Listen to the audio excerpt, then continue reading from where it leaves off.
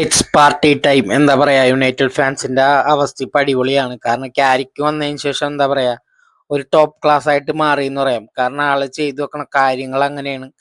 ഈ ഒരു ടോപ്പ് 3 നിലനിർത്തിക്കൊണ്ട് പോകുന്നുണ്ട്. അവർ എന്തായാലും ചാമ്പ്യൻസ് ലീഗ് കളിക്കുമെന്ന് ഉറപ്പാണ്. കാരണം അമ്മാതിരി പെർഫോമൻസ് ആണ് കഴിഞ്ഞ 10 കളിയായിട്ട് അവർ കാഴ്ചവെച്ചുകൊണ്ടിരിക്കുന്നത് എന്നുള്ളതാണ്. ഫാൻസ് അത്രയും ഹാപ്പിയാണ് അവരെ സപ്പോർട്ട് ചെയ്യാനായിട്ട്. അതിനെല്ലാം ക്യാരിക്ക് തന്നെയാണ് കാരണം. കാരണം ആളുടെ ആ ഒരു ടാറ്റിക്സും അതെല്ലാം കിടിലിനായിട്ട് വർക്ക് ആവുന്നുണ്ടെന്നുള്ളതാണ്. അത് മാത്രമല്ല, എന്തായാലും ചാമ്പ്യൻസ് ലീഗ് സ്വപ്നം കണ്ടു തുടങ്ങി എന്നുള്ളതാണ്. അതെന്തായാലും ഉണ്ടാവും യുണൈറ്റഡ് അടുത്ത ചാമ്പ്യൻസ് ലീഗിൽ. പിന്നെ അടുത്ത മാസ്റ്റർ ക്ലാസ് ഉണ്ടായിരുന്നു ബ്രൂണോന്റെ ഭാഗത്തുനിന്ന്. കാരണം ആള് ഇപ്പൊ നിലവിൽ ബെക്കാമിന്റെ റെക്കോർഡൊക്കെ വെട്ടിച്ചിട്ടുണ്ട്. അത്രയും കിടിലം പെർഫോമൻസ് ആണ് ആൾ കാഴ്ചവെച്ചുകൊണ്ടിരിക്കണെന്ന് പറയാം.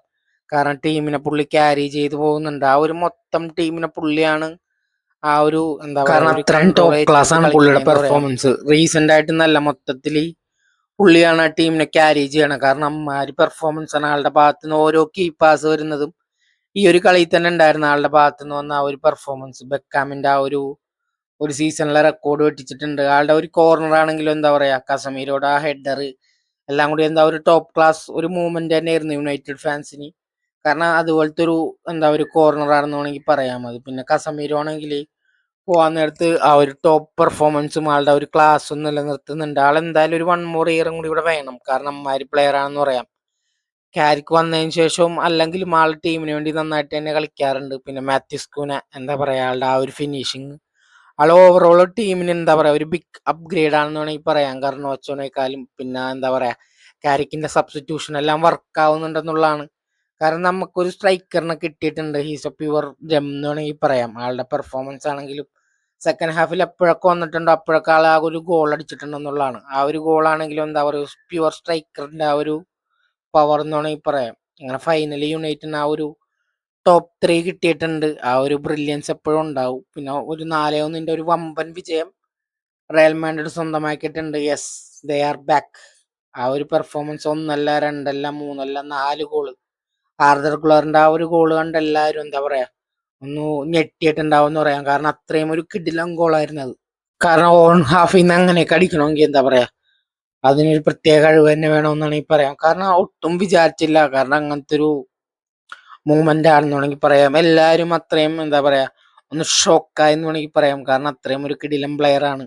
പിന്നെ വാൾവറുടെ എന്താ പറയാ, ആളിപ്പോ ഗോൾ അടിച്ചു തുടങ്ങിയിട്ടുണ്ട്. കാർലസ് ആഞ്ചലോട്ടിയുടെ കീഴിലെ ആള് ഒരു ഗോൾ മിഷൻ ആയിരുന്നു എന്ന് വേണമെങ്കിൽ പറയാം. ആ ഒരു ഫോം ആളെ തിരിച്ചെടുത്തിട്ടുണ്ട്. എല്ലായിടത്തും ഉണ്ടെന്നുള്ളതാണ്. ആളുടെ ഈ ഒരു ഗോളും എന്തായാലും ഒരു ബാങ്കർ തന്നെയാണെന്ന് വേണമെങ്കിൽ പറയാം. കാരണം ഒരു കർവും കാര്യങ്ങളൊക്കെ ഉണ്ടായിരുന്നു. സോ ഹീസ് ബാക്ക് എന്ന് വേണമെങ്കിൽ പറയാം. കാരണം അങ്ങനത്തെ ഒരു പെർഫോമൻസ് നിലവിൽ പുള്ളി എന്താ പറയാ ബാക്ക് ടു ബാക്ക് കാഴ്ചവെച്ചുകൊണ്ടിരിക്കുന്നുണ്ട്.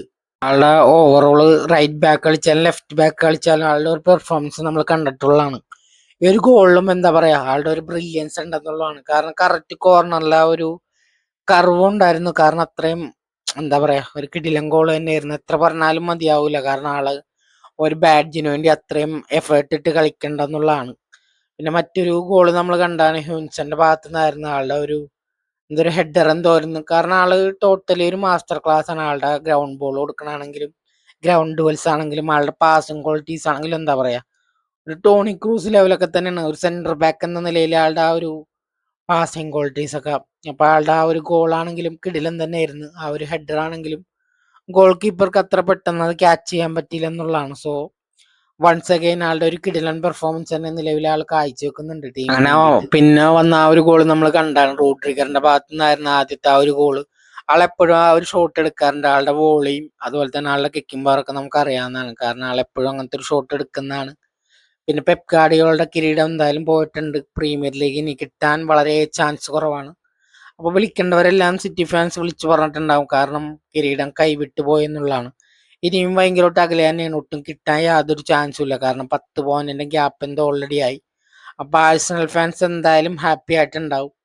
ഈ ഒരു തലയെ കൈവച്ചിരിക്കണ കണ്ടാൽ അറിയാം. ആ ഒരു വെസ്റ്റ് ഹാമിനായിട്ടുള്ള ആ ഒരു സമനിലക്ക് ശേഷം ട്രോഫി പോയെന്ന് പറയാം. ന്യൂ സ്റ്റാർ ഇൻ ടൗൺ എന്ന് വേണമെങ്കിൽ പറയാം. കാരണം അതുപോലത്തെ ഒരു പെർഫോമൻസ് ആയിരുന്നു. എവേർട്ടനിൽ നിന്ന് വന്ന പ്ലെയർ ആണ്. ആ യങ് പ്ലെയറിന്റെ ആ ഒരു ഗോളോട് കൂടി സെറ്റ് ആയെന്ന് വേണമെങ്കിൽ പറയാം. ഫസ്റ്റ് ഗോൾ അടിച്ചത് ഗോയിക്കിരസ് ആണ്. ഗോയിക്കിരസിന്റെ എന്താ ബാക്ക് ടു ബാക്ക് ആ ഒരു സ്ട്രൈക്കറിന്റെ ലെവൽ കാണിക്കുന്നുണ്ടെന്നുള്ളതാണ്. പിന്നെ ആ രണ്ടാമത്തെ ഗോൾ ഡൗമാന്റെ വകയായിരുന്നു നമ്മൾ കണ്ടാണ്. കാരണം ആള് എവേർട്ടനിൽ നിന്ന് വന്നുള്ളൂ. ആളൊരു എന്താ പറയാ ജമ്മാണെന്ന് പറയാം. പിന്നെ താങ്ക്സ് ടു വെസ്റ്റ് ഹാം ആ ഒരു സമനിലക്ക് എന്തായാലും ഒരു താങ്ക്സ് എന്തായാലും വെസ്റ്റ് ഹാമിനോട് പറഞ്ഞിട്ടുണ്ടാവും നിലവിൽ ആർട്ടറ്റയും ടീമും. കാരണം അങ്ങനത്തെ ഒരു കളിയാണ് നിലവിൽ ഇപ്പൊ ആഴ്സണൽ കപ്പിന് വേണ്ടി തന്നെയാണ് കളിച്ചുകൊണ്ടിരിക്കണേന്ന് നമുക്കറിയാം. പിന്നെ മാക്സ് ഡൗൺ ആളുടെ പെർഫോമൻസിനെ പറ്റി നമ്മൾ ഒരു പ്രാവശ്യം പറഞ്ഞാണ്. ആ ഒരു വണ്ടർ കിഡ് ആണെന്ന് വേണമെങ്കിൽ പറയാം. കാരണം അവൻ ആ ഒരു ഗോള് കണ്ടാണ് നമ്മൾ കട്ട് ചെയ്ത് അടിക്കുന്നത്. വെസ്റ്റ് ഹാമിന്റെ ആ ഒരു സമനില പിടിച്ചതോടെ എന്തായാലും കിരീടം ഉറപ്പിക്കാന്ന് വേണമെങ്കിൽ പറയാം ആഴ്സണലിന്. അവരുടെ ഡിഫൻസ് എടുത്ത് പറയണം. കാരണം അവരെടുക്കുന്ന ഒരു എഫേർട്ട് എന്തൊക്കെ പറഞ്ഞാലും എടുത്തു പറയേണ്ടതാണ്. അതുപോലെ തന്നെ മെഗലസിന്റെയും നമ്മുടെ സലീബയുടെയും പെർഫോമൻസ് എന്താ പറയാ, ഒരു ടോപ്പ് ക്ലാസ് ആണെന്ന് വേണമെങ്കിൽ പറയാം.